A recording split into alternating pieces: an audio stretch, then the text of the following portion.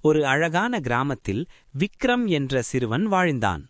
ஒருநாள் ஆலமரத்தின் கீழ் விளையாடிக் கொண்டிருந்தபோது மண்ணில் புதைந்திருந்த ஒரு பழைய பெட்டி அவன் கண்ணில் பட்டது. அதை திறந்தவுடன் அதற்குள் பொன்னிறத்தில் மின்னும் நீல ஒளி பரவும் ஒரு மந்திர காற்றாடி கிடந்தது. விக்ரம் அதை பறக்கவிட்டவுடன் காற்று திடீரென அதற்கு கீழ்ப்படிந்து திசை மாறத் தொடங்கியது. காற்றாடி பறந்தபடி ஒரு மெல்லிய நீல மாய ஒளி வானில் பரவியது. அதே நேரத்தில் கிராமத்தின் ஓரத்திலிருந்த புல் குவியல் தீப்பற்றி அடர்ந்த புகை வீடுகளுக்கு நோக்கி பரவிக் கொண்டிருந்தது. மக்கள் பயந்து என்ன செய்வது என்று தெரியாமல் நின்றனர். இதைக் கண்ட விக்ரம் உடனே மந்திர காற்றாடியை மேலே தூக்கி பறக்கவிட்டான்.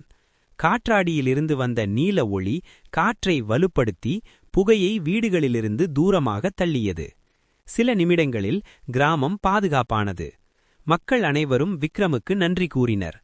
அருகிலிருந்த முதியவர் ஒருவர் சிரித்தபடி, "மக்களுக்காக உதவி செய்வதே உண்மையான மந்திரம் பையா" என்றார். இந்த கதையின் நெறி, மற்றவர்களுக்கு உதவுவதுதான் மிகப்பெரிய சக்தி.